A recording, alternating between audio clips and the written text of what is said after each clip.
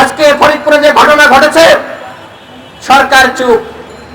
সরকারের প্রধানমন্ত্রী দেখবেন বিভিন্ন ইস্যুতে ছোট ছোট বিষয়ে তিনি বক্তব্য দিয়ে থাকেন, কিন্তু এত বড় একটি ঘটনা ওবায়দুল কাদেরের বক্তব্য নাই, প্রধানমন্ত্রীর বক্তব্য নাই, কোন মন্ত্রীর বক্তব্য নাই, সবাই মুখে কুলু পেটেছে। বলছে ভারত তাদের মুখে স্টিকার লাগিয়ে দিয়েছে, তারা আর কথা বলতে পারছে না। আজকে দেখেন ভারতের লোকসভা নির্বাচন চলছে, আর বাংলাদেশের ফরিদপুরে এই ধরনের ঘটনা ঘটেছে। ওই অজিত কুমার সরকার, যার নেতৃত্বে আমার শ্রমিক ভাইদেরকে একটি রুমের মধ্যে হাত পা বেঁধে বন্দি করে রাখা হয়েছিল, এবং ওই তপন কুলাঙ্গার তপন সেখানে গিয়ে অজিত কুমারকে সাথে নিয়ে শ্রমিকদেরকে লাঠি দিয়ে রাত দিয়ে পেটানো শুরু করেছে। কল্পনা করতে পারেন বন্ধুগণ, হাত বেঁধে, পা বেঁধে, চোখ বেঁধে, গাল গামছা দিয়ে বেঁধে তাদেরকে রক্তাক্ত করা হয়েছে, হত্যা চেষ্টা করা হয়েছে, নির্মম নির্যাতন করা হয়েছে। বাংলাদেশের রাজনৈতিক দলগুলো ভারত খুশি হবে যে কারণে প্রতিবাদ করছে না।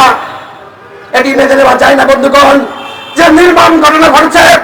অনতিবিলম্বে কুলাঙ্গার তপনকে গ্রেফতার করতে হবে, অজিত কুমারকে গ্রেফতার করতে হবে। যাদেরকে ভিডিওতে দেখা যাচ্ছে প্রত্যেককে গ্রেফতার করতে হবে। সে কোন ধর্মের মানুষ সেটি এখানে বাস বিচার করার সময় নাই। ধর্মীয় পরিচয়ের ঊর্ধ্বে এই সন্ত্রাসীদেরকে অনতিবিলম্বে গ্রেফতার করতে হবে, অন্যথায় সবেমাত্র আন্দোলন শুরু হয়েছে, সবেমাত্র আন্দোলন শুরু হয়েছে। গতকাল একটি মামলায় হাজিরা দিতে সাইবার ট্রাইব্যুনাল কোর্টে গিয়েছিলাম। হেফাজত ইসলামের একজন কর্মী তিনি আমাকে দেখে বললেন, ভাই আপনারা যখন মোদী বিরোধী আন্দোলন, মোদীর আগমন বিরোধী আন্দোলন শুরু করলেন, আমরা যদি পরবর্তীতে রাজপথে না নামতাম তাহলে আমাদের রাজনৈতিক অস্তিত্ব থাকতো না। কারণ ওই সময় ছাত্র অধিকার পরিষদ, যুব অধিকার পরিষদ, সাম্প্রদায়িক নেতা মোদী বাংলাদেশে আসছে স্বাধীনতার সুবর্ণ জয়ন্তী অনুষ্ঠানে, তারা প্রতিবাদ করেছে।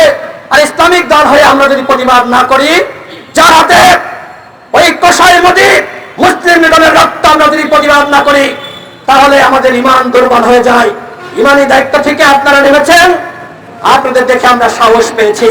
আজকে শ্রমিক অধিকার পরিষদ রাজপথে নেমেছে, অন্যান্য ইসলামিক দলগুলো বলেন, রাজনৈতিক দলগুলো বলেন, পরবর্তীতে যদি এই বিষয়ে প্রতিবাদ কর্মসূচি না করে, প্রতিবাদ না করে, তাদের রাজনৈতিক অস্তিত্ব বাংলাদেশের মানুষ রাখবে না।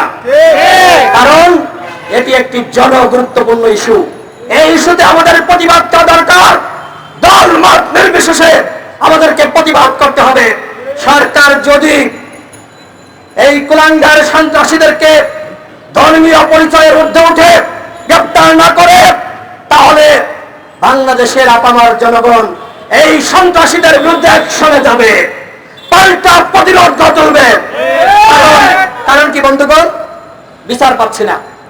যখন আমি বিচার পাবো না, আমার ভাইকে হত্যা করা হয়েছে, আমার ভাইকে হাত পা বেঁধে নির্মম নিষ্ঠুরভাবে রক্তাক্ত করা হয়েছে, ওই পুরো স্কুলের রুমটা রক্তের বন্যায় ভেসে গিয়েছে। বিচার যখন পাবো না, তখন বিচারের দায়িত্ব এই শ্রমিক ভাইদেরকে হাতে তুলে নিতে হবে। এভাবে যদি আমরা প্রতিবাদ প্রতিরোধ না গড়ে তুলতে পারি, তাহলে বাংলাদেশে কখনোই গণতন্ত্র প্রতিষ্ঠা হবে না।